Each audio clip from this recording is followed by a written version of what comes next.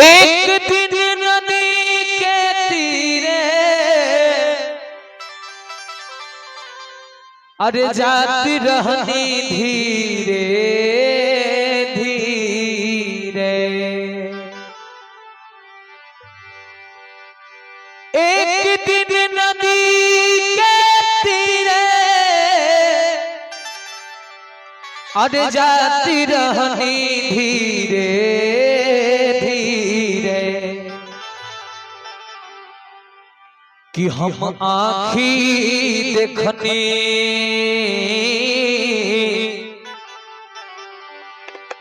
हो हम आँखी देखनी सुंदरा शरीरिया गिया मेरे लहरा हमें आँखी देखनी सुंदरा शरीरिया गिया में जल लाएगा हम आँखी देखनी सुंदरा शरीरिया गिया में जल लाएगा हो हमें आँखी देखनी हो सुंदरा शरीरिया अगिया में जल लाएगा। एक दिन नदी के तीरे जाती रहनी धीरे धीरे। एक दिन नदी के तीरे जाती रहनी धीरे धीरे। एक दिन नदी के तीरे जाती रहनी धीरे धीरे हो हम आँखी देखनी सुंदरा शरीरिया गिया में लाएगा हो हमें आँखी देखनी हो सुंदरा शरीरिया गिया में जला हो हम आँखी देखनी सुंदरा शरीरिया अगिया में जर लहरा।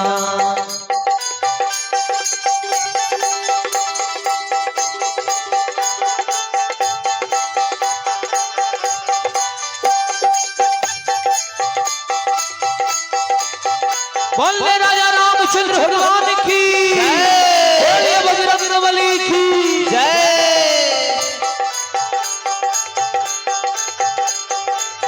हो हमें आँखी देखनी सुंदरा शरीरिया अगिया में जल लाएगा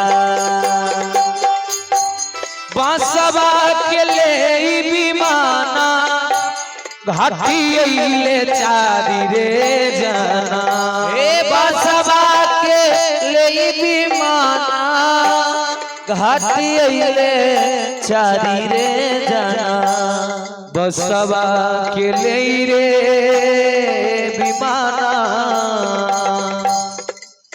और इसी बीच देखा जाए ये है श्रीमान राम रतन यादव ग्राम मनबोध टोला जलकौड़ा और ये है श्रीमान राम रतन यादव मनबोध टोला जलकौड़ा निवासी। इनके तरफ से देखा जाए और स्वर्गीय रघुनंदन बाबू के साधु साहब हैं इनके स्वजन से देखा जाए 101 रुपए का ये दान आया है दिवंगत आत्मा के शांति हेतु भगवान के दरबार में। भगवान आपके स्वर्गीय साधु जी के आत्मा को शांति दे सदगति दे भगवान का चरण शरण प्राप्त हो एवं आप सब परिवार सानंद जीवन यापन करें मंगल कामना करते हुए आपके लिए बहुत बहुत धन्यवाद बहुत बहुत साधुवाद। बांसवा के ले विमाना घाटी ले चारी रे जाना हे बांसवा के ले विमाना घाटी ले चारी रे जाना बांसवा के ले विमाना घाटी ले चारी रे जाना बांसवा खाती चारी रे जाना हो मुहावा पर गिया मुहावा पर गिया अपने जमल का हवा भर लहरा मुहवा पर गिया अपने जमल का मुहवा धर लहरा आखी देखने सुंदर शरीरिया अगिया में जर लहरा हमें आखी देखने सुंदर शरीरिया अगिया में जर लहरा।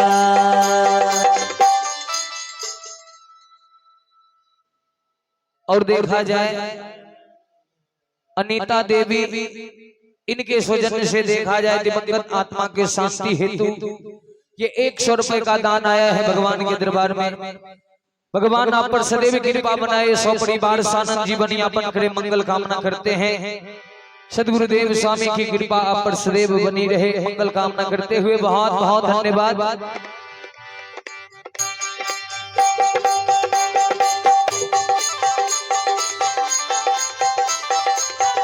जय हो।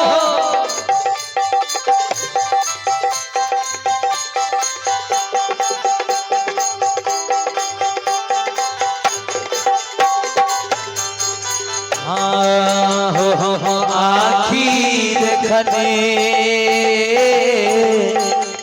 हो सुंदरा शरीरिया अगिया में धर लहरा। हित मीत जे रह एक मुहे सभे कह हित मीत जे रह एक मुहे सभे कह हित मीत जे रहे आरे एक मुहे नरे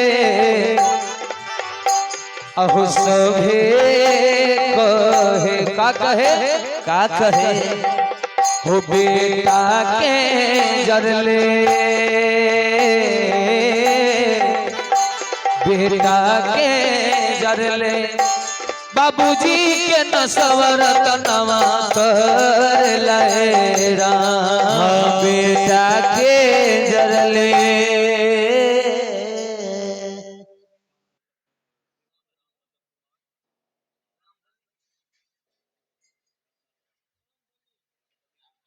और ये है श्रीमान रामबली यादव स्वर्गीय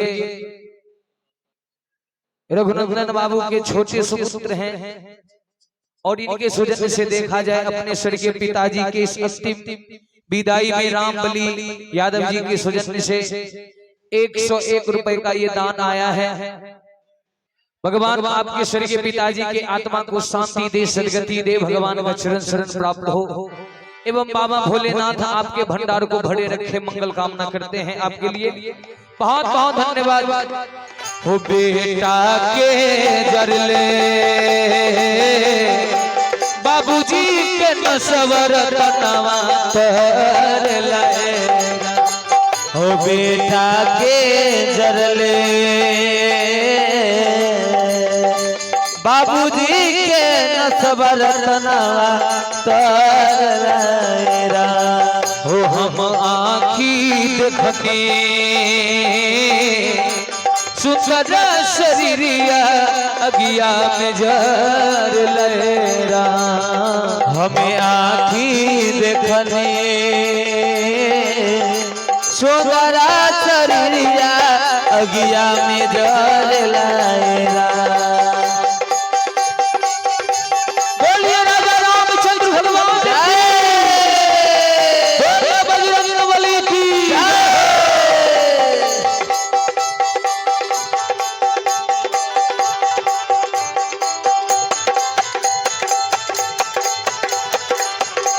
सुंदर शरीरिया गिया जर लहरा। आगे कहा है कवि ने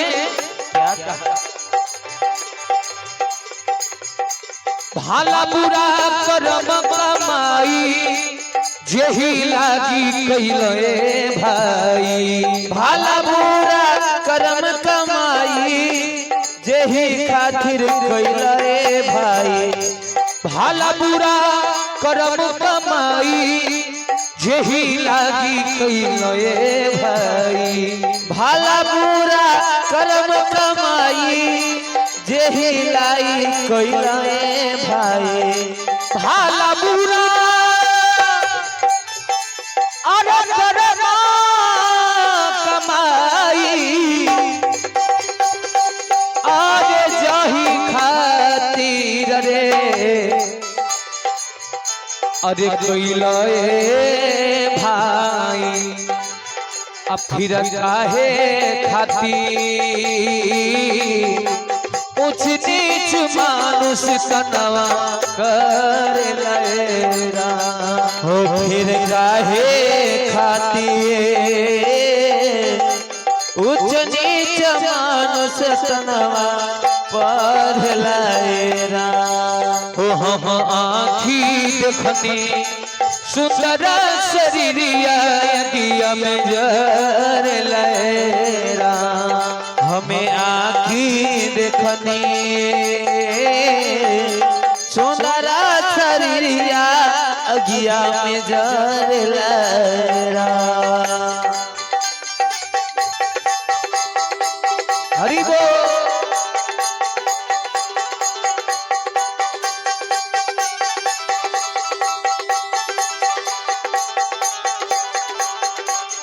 हमें आँखी देखनी सुंदरा शरीरिया अगिया में जलायरा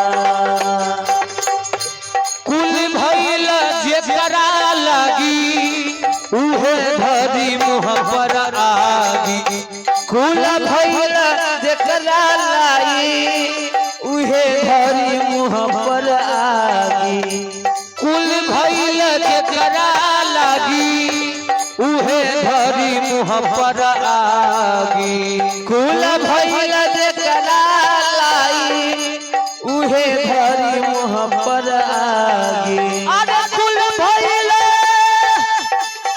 हो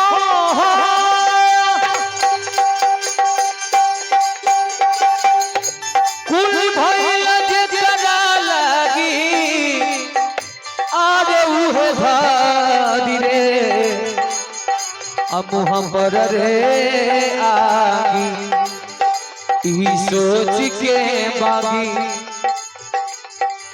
हो ई सोच के बागी अखिया से झर झर लोलवा झर लेरा ई सोच के बागी